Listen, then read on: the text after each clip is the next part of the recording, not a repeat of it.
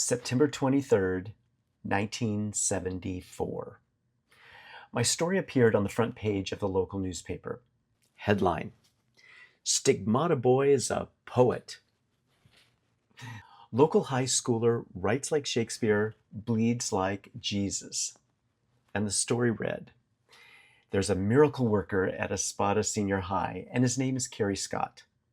For his first miracle, the 15-year-old freshman has managed to get the entire student body at his high school talking about poetry. For his second miracle, Scott has started bleeding with the wounds of Christ. At the recent citywide poetry competition held annually by the local Chamber of Commerce, Scott took first prize for his untitled comic rhyme fest about a fully clothed streaker. The poem is an amusing tale about a young woman who runs through a men's locker room while the guys are in the showers. Judges called it a clever feminist twist on the latest streaking fad, and they were surprised to find out it had been written by a boy. News of his victory reached him in the emergency room of Our Lady of Hope Hospital, where he was being treated for bleeding wounds on the palms of his hands. Scott's mother, June, said that her son's right palm began bleeding yesterday and that her son can offer no explanation for the wound's occurrence.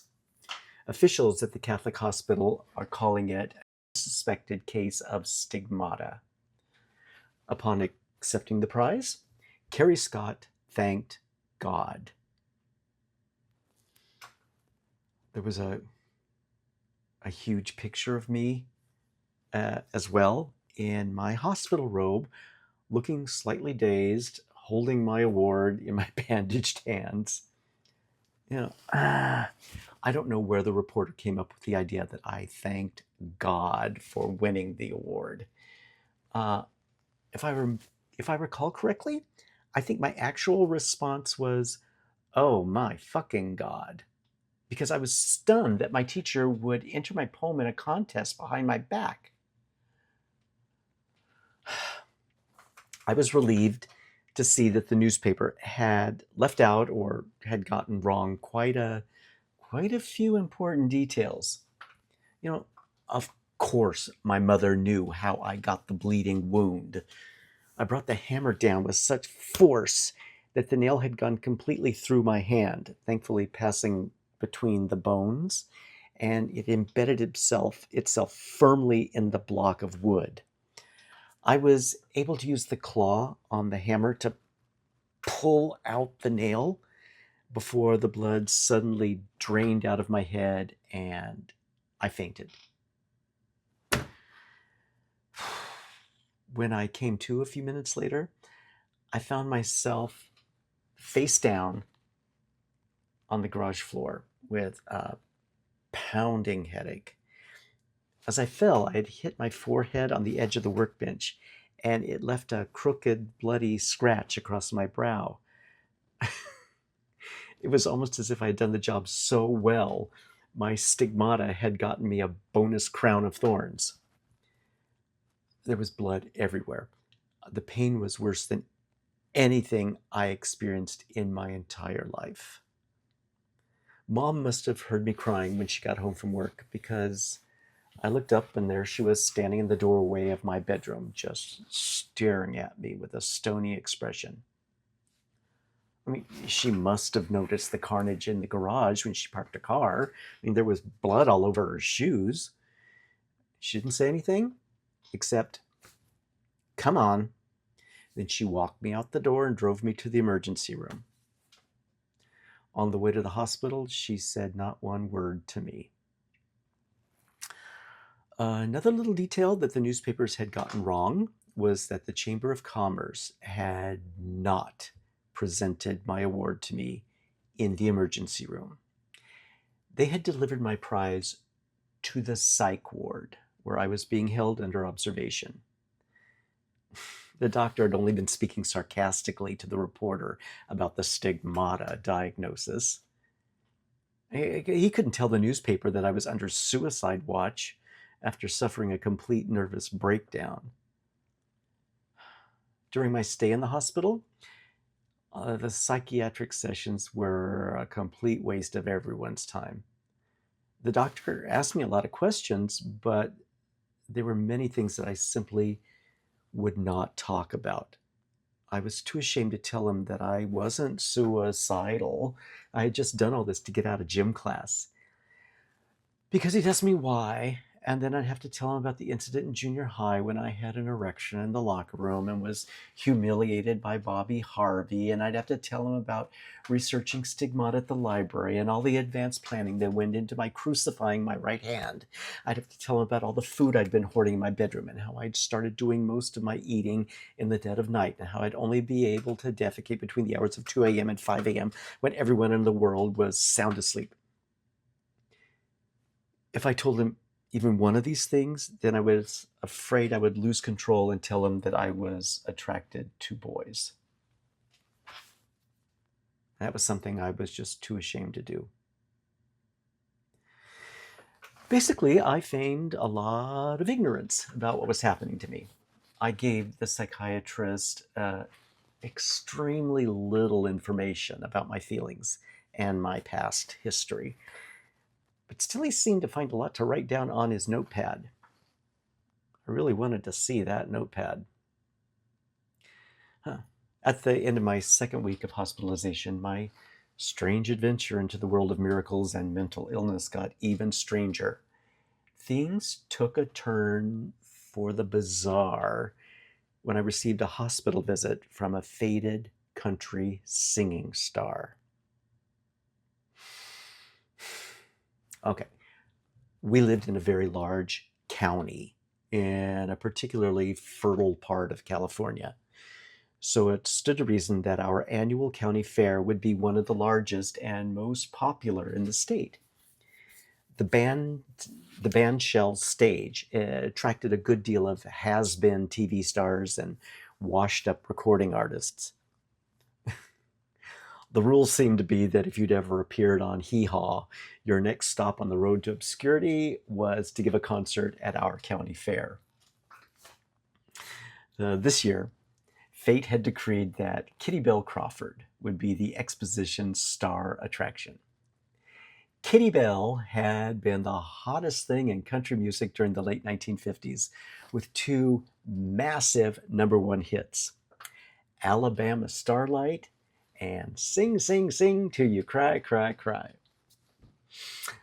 However, the swinging 60s had not been kind to her bland brand of smilin' through the tears ballads. So as Billy Joe McAllister was jumping off the Tallahatchie Bridge and Mrs. Johnson was socking it to the Harper Valley PTA, Kitty Bell's songs were sounding about as contemporary as Civil War anthems. After 20 years of being banished to county fair bandshells and Midwestern cocktail lounges, she was desperately searching for a way back into the mainstream and to be relevant once more. In other words, she was a beehived honey in need of a gimmick. And then somebody showed her a copy of the Espada Sun Mirror newspaper. So I was sitting in the common area of my psych ward watching the $10,000 pyramid when a nurse came to tell me that there was someone to see me. I hadn't received a visitor other than my mom the whole time I'd been there. Well, not counting the newspaper reporter. So I was a bit surprised to see, waving to me from the doorway, a tiny middle-aged woman with the biggest hair I'd ever seen. Kitty Bell swept into the room with a rolled-up copy of the Sun Mirror newspaper in her fist and rushed over to give me a big hug. With tears in her eyes, she said, "You poor dear boy, how are you doing, darling?" "Okay, I guess," I replied. I was a little confused because I didn't recognize her right away. She seemed to sense it, and after the briefest wave of disappointment passed across her face, she brightened up and went into presentation mode. "My name is Kitty Bell Crawford, and I am a singer." "Oh, right, yeah. Hi," I stammered.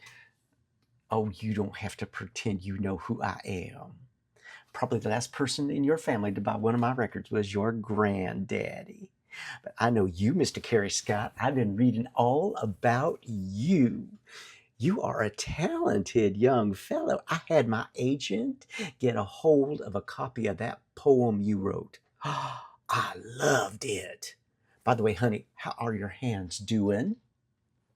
They're they're better, I said. You must love Jesus and Jesus must love you. That's all I can say. There is power, power, power, wonder-working power in the blood of the Lamb. And Lamb, there is wonder-working power in your little poem. I'd like to know if you would consider selling it to me.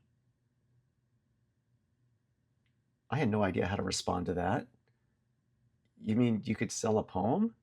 All I could think to say was, huh? I want to record it as a song, she said. I've got the tune already singing in my head, and I'll record it right away if you'll sell me the rights to use your lyrics. No, I said. That seemed to derail her train for a moment. It had obviously not occurred to her that I wouldn't jump at the offer, but how could I? It had been humiliating to learn that copies of the poem were being circulated around the school for all to read. I hadn't wanted anyone to know what I had written except for the teacher. Now that I got a little distance from it, I realized that poem reeked of homo perv. And now an old lady wanted to sing it on the radio? I'm sorry, but no way. I don't want to sell it, I said. Kitty Bell Crawford was not to be dissuaded. I know it's a big surprise and an unbelievable opportunity, so I'll give you time to think about it, she said. I'll come back and see you tomorrow, and we'll talk it over a little more. With a huge smile, she grabbed me once more in a warm embrace, then skipped brightly out the door. Just as she promised, Kitty Bell did return the following afternoon. Only this time she brought her agent with her, and in his briefcase he carried a contract with my name and all the details already drawn up. As he explained it, Kitty Bell's record label was very eager to release the poem that I had written as a single as soon as possible. Since I had indicated that I didn't want to sell the lyrics outright, they were willing to offer me an advance of $500 against royalties of 10 cents for each copy of sheet music or 45 RPMs sold. If the song were to be included in any future LPs, I would receive 5 cents per album.